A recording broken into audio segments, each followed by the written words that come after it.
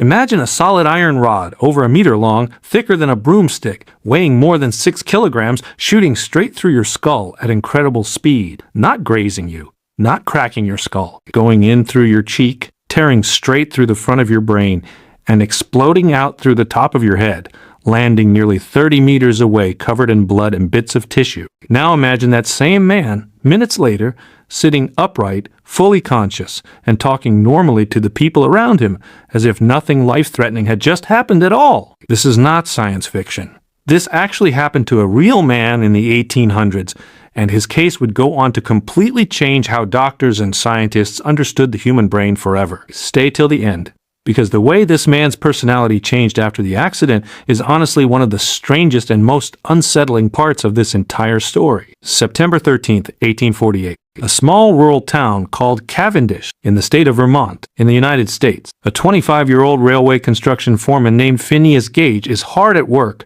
overseeing a crew that's blasting through solid rock to lay new railroad track. Phineas isn't just any worker. He's known among his crew as capable, reliable, and well-liked, the kind of foreman who's respected by both his employers and the men working under him. He has a steady job, a sharp mind, and by every account from the people who know him, a calm, even-tempered personality. His job that day involves a task that was routine, but also incredibly dangerous by modern safety standards. Workers would drill a hole into solid rock, pour in blasting powder, then use a long iron rod called a tamping iron to carefully pack the powder down tight before lighting the fuse. It's a job Phineas has done countless times before, requiring precision, focus, and steady hand. On this particular afternoon, he's using his own custom tamping iron, a rod he'd had specially made, over a meter long, about 3 centimeters in diameter, tapered at one end, and weighing more than 6 kilograms. Then, in a single split second, everything goes catastrophically wrong.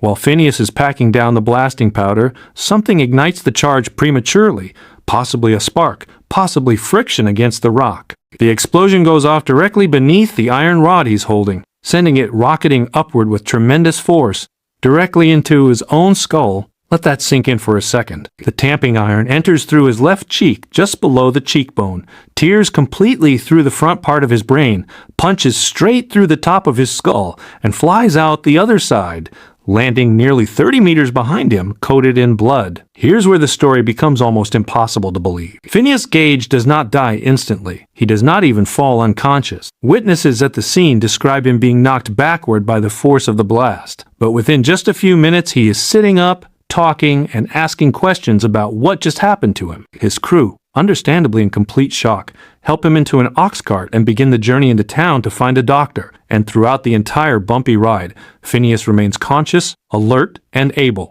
to speak clearly. When the ox cart arrives in town, witnesses say Phineas actually gets out of the cart largely under his own power, walks up a flight of stairs with minimal assistance, and greets the doctor, who comes to examine him with a calm, almost casual remark about the hole in his head, essentially telling the man there's plenty of work waiting for him to do. A local physician named Dr. John Martin Harlow arrives to treat him, and what Harlow finds when he examines the wound leaves him utterly stunned. There is a gaping hole through the top of Phineas Gage's skull. Brain tissue is visibly exposed and pulsing, and yet the patient in front of him is fully conscious, coherent, and asking sensible questions about his own condition. For the next several weeks, Phineas fights a brutal, uncertain battle against infection, swelling in his brain, and a fever so severe that at one point his doctor genuinely believes he is going to die. Dr. Harlow drains pockets of infected fluid from around the wound, removes small fragments of dead bone and brain tissue that have begun to decay,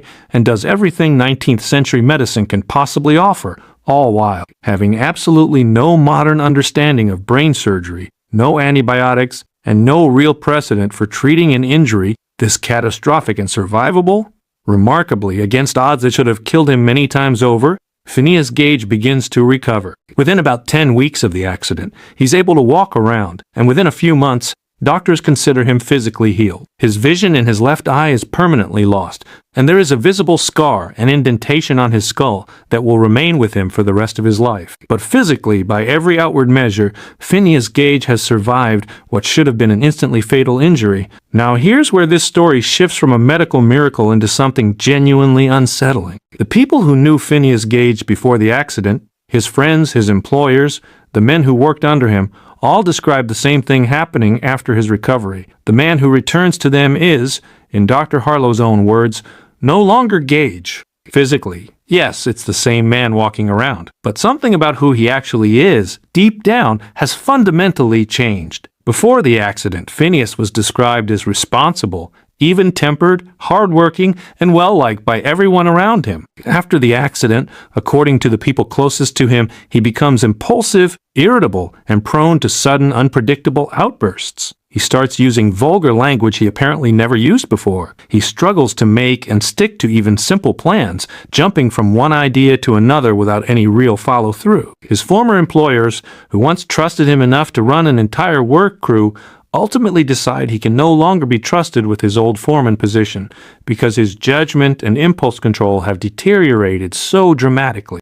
Let that sink in for a second. This is a man who survived having an iron rod blasted completely through his brain, kept his ability to walk, talk, and function physically, and yet the core of who he was as a person, his fundamental personality and character, appears to have been permanently altered by the exact location of the damage inside his skull. For years afterward, Phineas struggles to hold down steady work. He reportedly spends time touring with a traveling exhibition, in some accounts literally displaying himself and his damaged tamping iron as a curiosity for paying audiences to see. Eventually, he finds more stable work in places like Chile, working as a long-distance stagecoach driver, a job that some historians believe may have actually helped him regain a degree of structure, routine, and even social functioning later in his life, suggesting his brain may have partially adapted or compensated over time. Phineas Gage ultimately dies in 1860, nearly 12 years after his accident, following a series of severe epileptic seizures that many doctors now believe were a long-term consequence of the original brain trauma. He's buried initially without much scientific fanfare, but his story,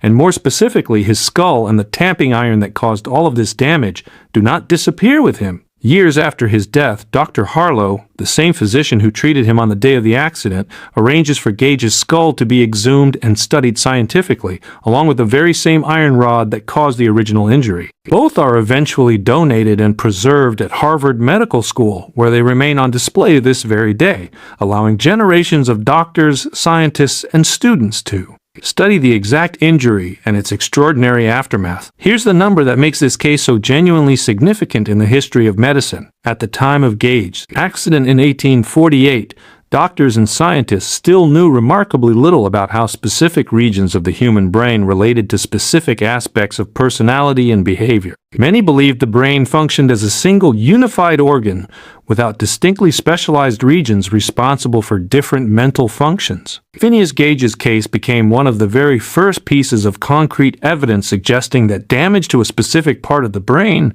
in his case the frontal lobe, could dramatically alter personality, impulse control, and decision-making while leaving other functions like speech, memory, and physical movement almost entirely intact. Modern neuroscientists, using detailed measurements of his skull and computer modeling techniques developed more than a century after his death, have been able to reconstruct the likely exact path the iron rod took through his brain with remarkable precision. Their research strongly suggests the rod caused significant damage specifically to regions of the frontal lobe now known to be heavily involved in personality regulation, impulse control, and social behavior. Findings that align almost perfectly with the personality changes that Gage's own friends and doctor described watching him go through in real life over a century before. Modern brain imaging technology even existed. To this day, Phineas Gage's case remains one of the most frequently taught examples in psychology and neuroscience courses around the entire world. He is often referred to as the man who unknowingly and unwillingly became one of the founding case studies of an entire field of scientific research into brain function and human personality,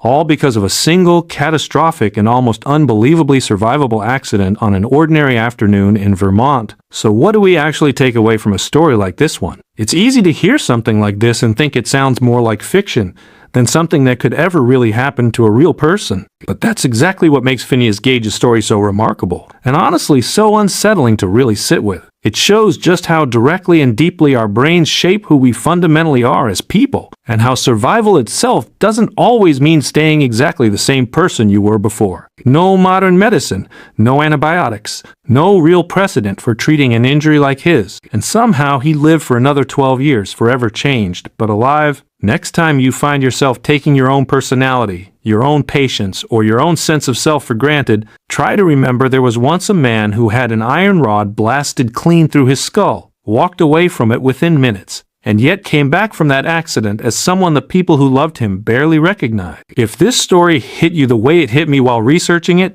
make sure you're subscribed, because there are true stories out there even stranger and more extreme than this one, and I'm going to tell you every single one of them.